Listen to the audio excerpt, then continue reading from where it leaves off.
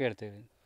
ವಿಕ್ರಮ್ ಗೌಡನ ಜೊತೆ ಇದ್ದಂಥ ಎಲ್ಲ ಅಂದರೆ ಈಗ ಸುಂದರಿ ಆಗಿರ್ಬೋದು, ವನಜಾಕ್ಷಿ ಆಗಿರ್ಬೋದು, ಅವರೆಲ್ಲರೂ ಕೂಡ ನಾಳೆ ಸರೆಂಡರ್ ಆಗ್ತಿದ್ದಾರೆ. ಇವರ ಜೊತೆ ಇದ್ದವರು ಅವರು ಕೂಡ ಒಂದು ಸರ್ಕಾರಕ್ಕೆ ಪತ್ರವನ್ನು ಬರೆದಿರುವಂಥದ್ದು. ಅದರಲ್ಲಿ ಏನಂದರೆ ಈ ಒಂದು ವಿಕ್ರಮ್ ಗೌಡ ಎನ್ಕೌಂಟರ್ ಬಗ್ಗೆ ತನಿಖೆ ಆಗಬೇಕು, ಅದು ಫೇಕ್ ಎನ್ಕೌಂಟರ್ ಅಂತ ಕೂಡ ಅದರಲ್ಲಿ ಪತ್ರದಲ್ಲಿ ಉಲ್ಲೇಖ ಮಾಡಿರುವಂಥದ್ದು. ಒಂದು ನಿಷ್ಪಕ್ಷವಾದ ತನಿಖೆಯನ್ನು ನಡೆಸಬೇಕಂತ ಅವರು ಆಗ್ರಹ ಮಾಡಿದ್ದಾರೆ. ನೀವೇನು ಹೇಳ್ತೀರಾ ಅಂತೇಳಿ? ತನಿಖೆ ಆದರೆ ಒಳ್ಳೆಯದು, ಏನು ಸತ್ಯ ಅಂತ ಗೊತ್ತಾಗ್ತದಲ್ಲ. ಆದರೆ ನಮಗೂ ಸಹ ಒಂದು ನ್ಯಾಯ ಸಿಗ್ತದೆ ಏನಂತ. ಅದೇ ತನಿಖೆ ಆದರೆ ನಮಗೇನು ತೊಂದರೆ ಇಲ್ಲ. ಅಂದರೆ ಎನ್ಕೌಂಟರ್ ಬಗ್ಗೆ ತನಿಖೆ, ಎನ್ಕೌಂಟ್ರ್ ಬಗ್ಗೆ ತನಿಖೆ ಆದ್ರೂ ನ್ಯಾಯ ಕೊಡಬೇಕಲ್ಲ. ಈಗ ನಮಗೆ ಇದು ಪರಿಹಾರ ಕೊಟ್ಟು ನಮಗೊಂದು ಜೀವನಕ್ಕೊಂದು ದಾರಿ ಮಾಡಿಕೊಟ್ರೆ ನಮಗೆ ನ್ಯಾಯ ಸಿಕ್ಕಿದಾಗೆ.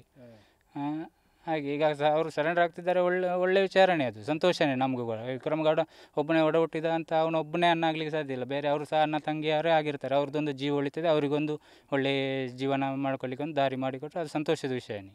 ಅದೇ ಇದು ಮೊದಲೇ ಆಗಿದ್ದರೆ ನಿರ್ಧಾರ, ನಮ್ಮ ಅಣ್ಣ ಸಹ ಒಂದು ಜೀವಂತವಾಗಿ ಇರ್ತಿದ್ದಲ್ಲ ನಮ್ಮ ಜೊತೆ, ಅದೊಂದು ನಮಗೆ ಒಂದು ಬೇಸರ. ಅಂದರೆ ಈಗ ನಾಳೆ ಏನು ಸರೆಂಡರ್ ಆಗ್ತಿದ್ದಾರೆ ಅಂದರೆ ಜಿಲ್ಲಾಧಿಕಾರಿ, ಚಿಕ್ಕಮಗಳೂರು ಜಿಲ್ಲಾಧಿಕಾರಿ ಕಚೇರಿ ಎದುರು ಏನು ಸರೆಂಡರ್ ಆಗ್ತಿದ್ದಾರೆ, ಅವರಿಗೆಲ್ಲರಿಗೂ ಕೂಡ ಪರಿಹಾರ ಕೊಡಲಿಕ್ಕೆ ಈಗ ಸರ್ಕಾರ ಪ್ಲ್ಯಾನ್ ಮಾಡ್ಕೊಂಡಿದೆ. ನೀವೇನಾದರೂ ಪರಿಹಾರಕ್ಕೆ ಏನಾದರೂ ಬೇಡಿಕೆಯನ್ನು ಇಡ್ತೀರಾ ಅಂತ? ನಮಗೂ ಕೊಟ್ಟರು ನೋಡಿ, ನಮ್ಮ ಜೀವನ ಹೀಗೆ, ನಮಗೆ ಕೆಲಸಕ್ಕೆ ಹೋದರೆ ಮಾತ್ರ ಜೀವನ. ನಾವು ಬಾಡಿಗೆ ಮನೆಯಲ್ಲಿದ್ದೇವೆ, ನಮಗೆ ಸಹ ಒಂದು ಜೀವನ ಮಾಡಲಿಕ್ಕೆ ಒಂದು ದಾರಿ ಮಾಡಿ ಕೊಡಬೇಕು. ನಮಗೆ ಸಹ ಸರ್ಕಾರ ಮನೆ ಇಲ್ಲ, ಬಾಡಿಗೆ ಮನೆಯಲ್ಲಿ ಕೆಲಸ, ಇಬ್ಬರು ಮಕ್ಕಳಿದ್ದಾರೆ, ಸ್ಕೂಲ್ ಓದಿಸ್ಬೇಕು. ನಮ್ಮ ಹೆಂಡತಿ ಸಹ ಕೆಲಸಕ್ಕೆ ಹೋಗ್ತಾಳೆ, ಇಬ್ಬರು ದುಡಿದು ಜೀವನ ಮಾಡ್ತಾಯಿದ್ದೀವಿ ನಾವು. ಹಾಗೆ ನಮಗೆ ಸಹ ಒಂದು, ಈಗ ಅವನು ಇಲ್ಲ ಅಂತ ನಮ್ಮನ್ನು ಬಿಟ್ಟು ಬಿಡಲಿಕ್ಕೆ ಆಗೋದಿಲ್ಲಲ್ಲ. ನಮಗೆ ಸಹ ಒಂದು ಏನಾದರೂ ಒಂದು ಸರ್ಕಾರ ಅದಕ್ಕೆ ಅನುವು ಮಾಡಿ ಕೊಡಬೇಕು. ಅವನು ಎನ್ಕೌಂಟ್ರ್ ಆಗಿದೆ, ಈಗ ಇಲ್ಲ ನಮ್ಮ ಜೊತೆ, ಹಾಗೆಂದ ನಮಗೂ ಸಹ ಒಂದು ಏನಾದರೂ ಸರ್ಕಾರ ಮಾಡಿ ಕೊಡಬೇಕಂತ ನಾವು ಕೇಳೋದು. ಅಂದರೆ ಈಗ ಈ ಎಲ್ಲ ಶರಣಾಗತಿಗೆ ಒಂದು ಸಮಿತಿಯನ್ನು ಕೂಡ ರಚನೆ ಮಾಡಿದ್ದಾರೆ. ಅವರು ಕೂಡ ನಿಮ್ಮನ್ನು ಏನಾದರೂ ಭೇಟಿ ಮಾಡಿ ಏನಾದರೂ ಬೇಡಿಕೆಯನ್ನು ನಿಮ್ಮ ಹತ್ರ ಕೇಳಿದರೆ ಏನಾದರೂ? ಇಲ್ಲ, ಇಷ್ಟೊತ್ತರೆಗೆ ಯಾರು ಬರಲಿಲ್ಲ. ಇಷ್ಟೊತ್ತರೆಗೆ ಈಗ ನೀವೇ ಬಂದಿದ್ದು ನಮ್ಮ ಜೊತೆ, ಯಾರು ಮಾತಾಡಲಿಕ್ಕೆ ಇಷ್ಟೊತ್ತಿಗೆ ಬರಲಿಲ್ಲ ಯಾರು. ಹೌದು. ನೀವು ಏನು ಸರ್ಕಾರಕ್ಕೆ ಏನು ಮನವಿ ಮಾಡ್ಕೊಳ್ತೀರಾ ಅಂತ ಹೇಳಿ ಈ ಒಂದು ಸಂದರ್ಭದಲ್ಲಿ? ಸರ್ಕಾರಕ್ಕೆ ಮನವಿ ಮಾಡೋದು ಎಂತ, ನಮಗೂ ಸಹ ಒಂದು ಜೀವನ ಮಾಡಲಿಕ್ಕೆ, ಈಗ ಅವರು ಸರೆಂಡರ್ ಆದವರಿಗೂ ಒಂದು ಜೀವನ ಮಾಡಲಿಕ್ಕೆ ಅವಕಾಶವನ್ನು ಮಾಡಿಕೊಡಬೇಕು. ಹಾಗೆ ನಮಗೆ ಕೂಡ ಒಂದು ಜೀವನ ಮಾಡಲಿಕ್ಕೆ ಒಂದು ಅವಕಾಶವನ್ನು ಮಾಡಿಕೊಡಬೇಕು ಸರ್ಕಾರ. ನಾವು ಸಹ ಕಷ್ಟದಲ್ಲಿದ್ದೇವೆ.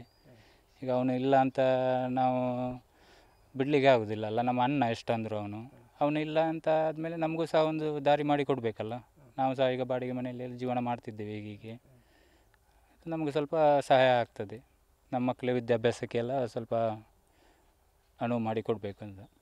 ಅಂದರೆ ಇಲ್ಲಿಯ ಒಂದು ಸಮಸ್ಯೆಯಿಂದ ಹಿನ್ನೆಲೆಯಲ್ಲಿ ವಿಕ್ರಮ್ ಗೌಡನವರು ನಕ್ಸಲ್ ತಂಡಕ್ಕೆ ಹೋಗಿರುವಂಥದ್ದು.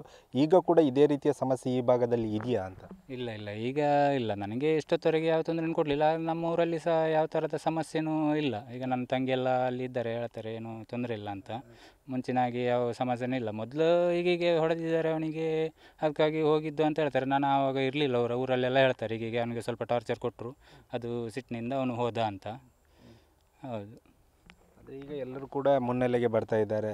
ನಿಮ್ಮ ಅಣ್ಣ ಕೂಡ ಬರ್ತಿದ್ರೆ ಹೇಗೆ ಅನಿಸ್ತಿತ್ತು ಅಂತ ಹೇಳಿ? ನಮ್ಮ ಅಣ್ಣ ಬರ್ತಿದ್ರೆ ತುಂಬ ಸಂತೋಷ ಇರ್ತಿತ್ತು. ಎಲ್ಲರ ಜೊತೆಗೆ ಸಂತೋಷವಾಗಿ ಮನೆಯಲ್ಲಿ ಸ್ವಲ್ಪ ಜಾಗ ಉಂಟು, ಅದೆಲ್ಲ ಮಾಡಿಕೊಂಡು ಇರ್ಬೋದಿತ್ತು. ಏನೋ ಬಂದಿದ್ರೆ ಒಂದು ಸ್ವಲ್ಪ ಸಮಯ ಶಿಕ್ಷೆ ಆಗ್ತಿತ್ತು. ಅವನು ತಪ್ಪು ಮಾಡಿದ್ದಾನಂದರೆ ಶಿಕ್ಷೆ ಆಗಲೇಬೇಕು.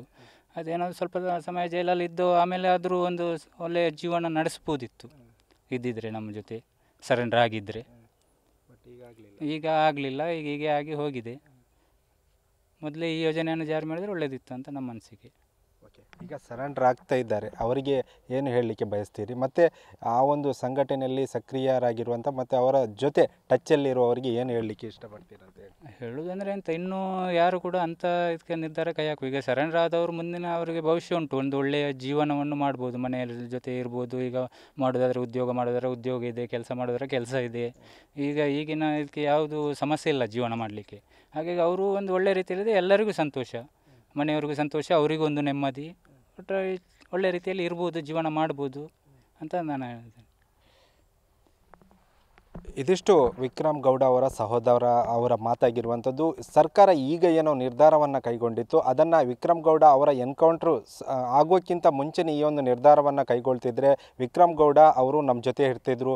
ಸ್ವಲ್ಪ ದಿವಸ ಕೇಸು ಅಥವಾ ಜೈಲು ಶಿಕ್ಷೆ ಅಂತ ಸ್ವಲ್ಪ ದಿವಸ ದೂರ ಇರ್ತಿದ್ರು ಕೂಡ, ಅದರ ಬಳಿಕ ಎಲ್ಲದರ ಬಳಿಕ ಮನೆಗೆ ಬರ್ತಾಯಿದ್ರು, ನಮ್ಮ ಜೊತೆ ಇರ್ತಿದ್ರು ಎಂಬ ಒಂದು ಹೇಳಿಕೆಯನ್ನು ಕೂಡ ಅವರ ಸಹೋದರವರು ಕೊಟ್ಟಿರುವಂಥದ್ದು. ಕ್ಯಾಮರಾಮ್ಯಾನ್ ರಾಮ್ ಜೊತೆ ಪ್ರಜ್ವಲ್ ಅಮೀನ್, TV9 ಉಡುಪಿ.